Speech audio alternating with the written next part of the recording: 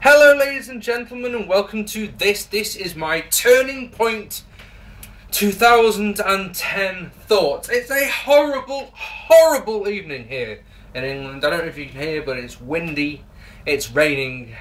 But my night hasn't been half as horrible. Out there hasn't been half as horrible as what I've actually just had to enjoy. God damn, when I did my prediction for it, I said this card looks like it could be alright. I tried to be happy about a TNA show. I tried so hard, man. This show was bollocks in so many ways. This seriously is up with the worst pay-per-views I've ever seen. And for a pay-per-view of this year, it's the worst by a country mile. So these are my thoughts. Lethal Vs Robbie E for the X Division Championship, and all I'm thinking when I'm watching this, all I'm thinking is, if the X Division is one of the things that makes TNA stand out, if it's what makes it unique, if it's what sets it apart from any other wrestling company, what the fuck does this match say about the X Division?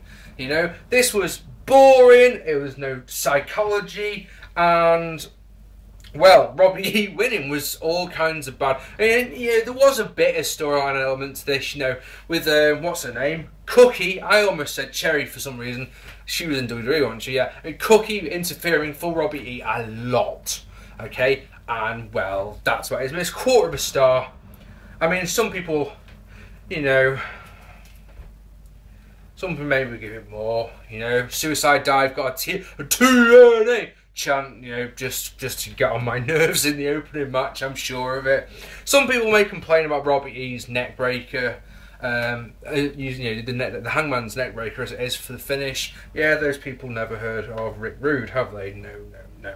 Next it was Tara versus Mickie James, and well, this one was, there was some nice groundwork between the ladies, but they started to brawl towards the entranceway, and then the referee either disqualified them or double counted them out.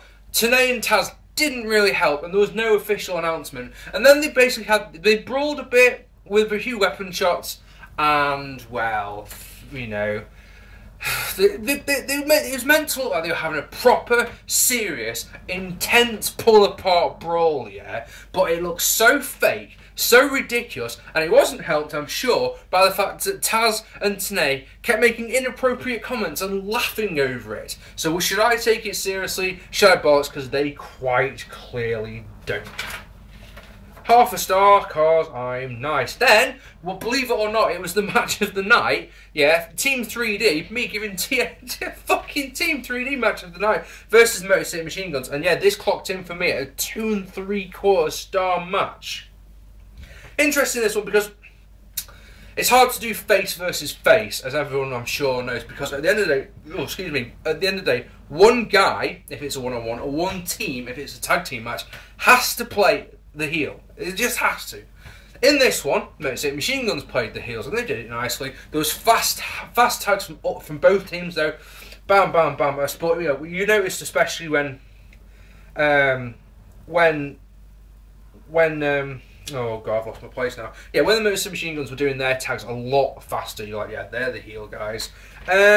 Suicide Dive by Shelley gets no TNA chant. Oh, Taz talks about what he did to bring Team 3D into the business, at the start, and it's so boring. It's like, please Taz, please shut up.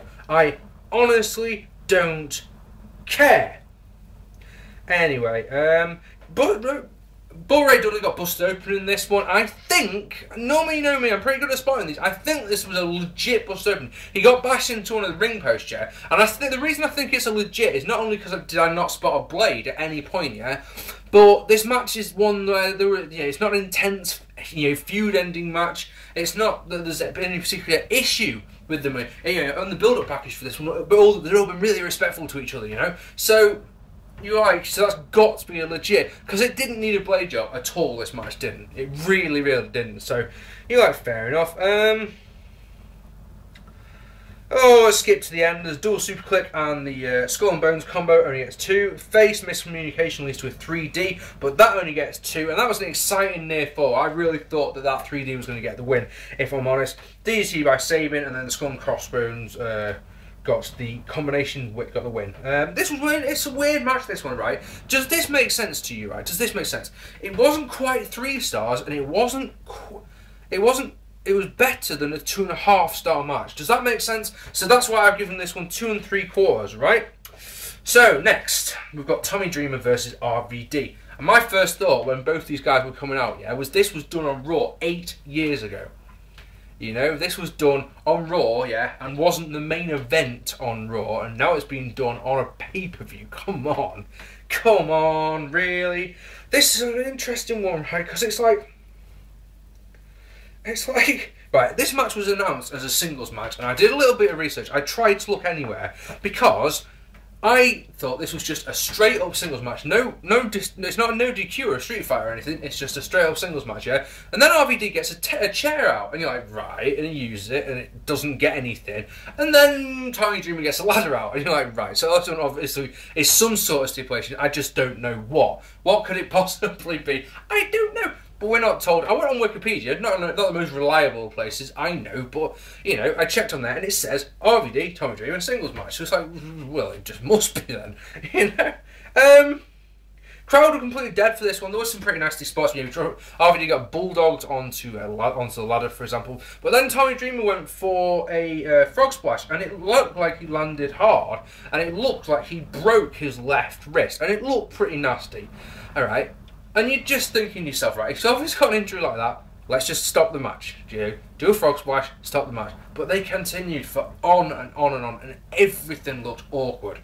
It wasn't, for me, it wasn't a, my God, Tommy Dreamer's so heroic, he still won't give up because he's got a broken bone. It's like, Tommy Dreamer, you're a fucking moron for keeping going. Everything didn't look very, yeah, there was all sorts of stuff, but none of it was good. And yeah, this one really bugged me. It took 3 5-star frog splashes to get the win. Yeah, the first 2, Dreamer moved out of the way, and it's just like, wow, that's not what you should be doing with your finisher, man. The first one we might be able to get away with. Incidentally, for all 3 5-star frog splashes, there was no reaction at all. I've got to say as well, yeah, the Impact Zone felt like it had about 500 people in. Because when there was a chant going, it was really, really small, yeah? And then when the chant died out to silence in a split second, it was weird. It was weird. EV2.0 Vs Fourtune. What can we say about this one? Basically, Stephen Richards plays face in peril and gets owned until he can hit a... Did he hit a super kick?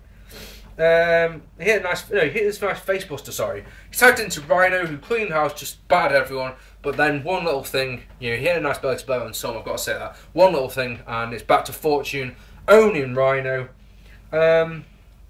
Basically then Rhino tags in Sabu. Sabu hits a springboard splash, and then it's literally fucking finisher C as pretty much everyone hits their finishers. But a Styles Clash on Sabu gets the win. There wasn't, apart from, yeah, the end was pretty exciting with all those finishes. There was nothing special in this match, Tommy. I've given it a 1.25 stars. No, 1.5 stars, sorry. But I mean, this was nothing. There's nothing memorable in this match at all. There was nothing at all. Yeah, Sabu's the one who gets fired. And the thing about this is, yeah, you know, this is a point. I need to stress this. Yeah, don't read spoiler sites, right? Because if you'd read a spoiler site, you'll have been told a couple of days ago. You'll have seen that it said, you know, Sabu's. This will be Sabu's last night in TNA or something like that. I don't read them. I don't look at them because I don't want it to be spoiled. So when I did my predictions vid, I said that Foley would be the one who was fired in this one. In fact, he's not even in the fucking match. Yeah, it shows how much attention I pay to TNA. It's at the best of times, doesn't it? Yay. So, yeah, I went in blind and just guessed at someone, whereas I'm sure everyone who looked at spoiler sites and just gone, well, yeah, Sabu's obviously the one who does the job. Yeah, doesn't that take your enjoyment out of it a little bit? Because, you know, these are the same, a lot of the people who complain about something like this are the same ones who say that it's predictable. That, oh, yeah, well, I knew that was going to happen. Well, you know, and then they complain about it. You know, don't look at spoiler sites, man. You're just spoiling your enjoyment. Really are. Okay, next. Pope versus Abyss. Dear me, right? I was watching this with Danny Ace, yeah, we were watching it together. And I turned to him and I said, bet Pope's brother turns on Pope as they're walking out to the ring. It's like, God damn it. Back and forth, crowd, at least more into this one than the rest of the show. Yeah, the Lumberjacks are Pope's brother and congregation members. Okay, so which is nice. So yeah, as you can probably imagine, yeah, as soon as the bass goes outside the ring, he has beats from the congregation members. And it's all lovely, shock treatment. They go outside, so Pope can hit a crossbody and there's no TNA chanting. Like, God damn it. And then diving headbutt gets 2 for Pope. Pope's Lumberjacks start on Pope after Eric Bischoff had come out, made the dollar sign with his hands. Black hole slam for the win. Match was nothing special, with a truly horrible sports entertainment ending. It was a Russo swerve, as I think they call it. Trademark. Yep, basically that's it. Bischoff comes out, he makes the dollar sign, you know, and all the congregation go, actually, I know you're my brother and everything, but money beats everything. We're going to kick your ass. Black hole slam gets the win. Terrible half a star, because I am such a very, very nice guy. Samoa Joe versus Jeff Jarrett. Before I go on with this, what I've got to point out that Stevie Richards, between these two matches, had done a promo where he was challenging AJ Styles to a match on Impact on Thursday. Yes, TNA using their pay-per-view to sell Impact. Not good. Jeff Jarrett got a crap promo at the start. TNA talked all to crap during this. Oh, such bad stuff going on about what a bad person Jeff Jarrett is and everything. It's just so boring. It really is one of those get to the point. And do you know what it sounded like? It sounded like the TNA was being fed a line in his ear, yeah, and then saying it. Fade a line, say it. Feed a line, say it. It was crazy. Go back and watch the start of this match, yeah. The way that TNA's talking, you're like, what are you saying? Damn! Right, what can we tell you about this one? Well, the crowd go mental, right, for a Joe doing, fucking, you know, those chops he does in the corner, yeah? The crowd went mental for that. They popped the most for that spot. Can you believe that? Joe uses a lot of power moves. Jeff Jarrett tries to use groundwork, including an ankle lock, which was nice. Stroke gets 2, as does, yeah, a super stroke. If you can hit a move like that, you know you ain't going to win convincingly. And you think, yeah, as soon as I saw that super stroke, I was like, oh, something's going to happen here. I just know it. Ref gets bumped as Joe does a suicide to dive to the outside, and guess what that goes? TNA! TNA! Idiots. Fucking idiot. Hired goons come out, and they get muscle busters, and Jeff Jarrett uses the nightstick of death to choke Joe out, then uses Joe's own finishing move to choke him out. God damn. Hired goons. Fucking Christ. Jeff Jarrett is horrible as a heel. You know, I was putting him over and saying what great work he has here. When he's a heel, he can't do anything. He has to win every match by screwjob. How many times have you heard me talk about that when I've been reviewing a WCW show from the year 2000 this year? God damn it. Quarter of a star. Terrible. And Jeff Hardy versus Matt Morgan. What the fuck does Jeff Hardy look like these days? He looks like a fucking Marilyn Manson reject fanboy. Morgan owns Jeff before Jeff spits in his face and puts him in a nice single leg crab back and forth action with a nice until a nice DDT gets 2 for Jeff. Chokeslam gets 2 for Morgan, and the crowd really don't give a fuck. Low blow in front of the referee, and you're like, both TNA and Taz say he didn't see it. He was that far away from this fucking low blow, and he didn't see it. Amazing. Twist of Fate, no reaction, gets 2. Carbon footprint, yeah, and this is an interesting one. Me and Danny were sat there going, what's just happened? Because it looks like a botch, right? And it looks so much like a botch that it looked like it was deliberate, right? This is the way my crazy brain works. It was like, please don't be a botch, because this is going to be a dud match otherwise. Yeah, hits the carbon footprint, goes down, 1, 2, and then takes forever and a day, yeah, to put his hand down for the 3. And as he's about to, Jeff boots him in the face to stop the pin. So I turn to Danny, I'm like, right, so I think I know what's happening here. That wasn't a botch. No. That's a dodgy ref, and the dodgy ref is going to turn on Jeff. No. Turn on Matt, sorry. No. It was a botch. Twist of Fate gets 2, Whisper in the Wind, and another Twist of Fate for the match was horrible, having no redeeming features at all, having literally nothing going in at all apart from a single leg crab with his hands in the figure 4 position. Ooh-wee, yeah, I'm going to go for the whole fog. This one's a fucking fucking dud. Terrible. This show is awful. Absolutely awful. When your best match is a 2 3/4 match and it's got the fucking Dudley Boys in it, give up. Sorry guys, I can't do this. I can't review these TNA shows. I can't. The only reason I watch TNA is because you guys asked me to. And this, I think, is pushing it. Really pushing it. This was so bad. So awfully bad. So very bad. And I literally never want to hear of this show ever again. I've got 3 more little things I just want to talk to you about. You know, if you want to turn the bit off now, feel free to. Just listen to me if you want, though.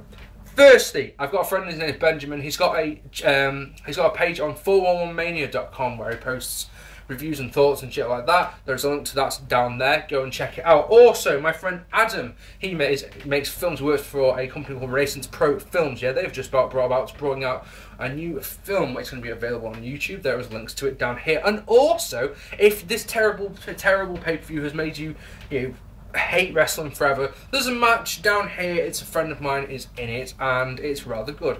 I think you should go and check it out. Anyway, what can we say? Yeah, terrible.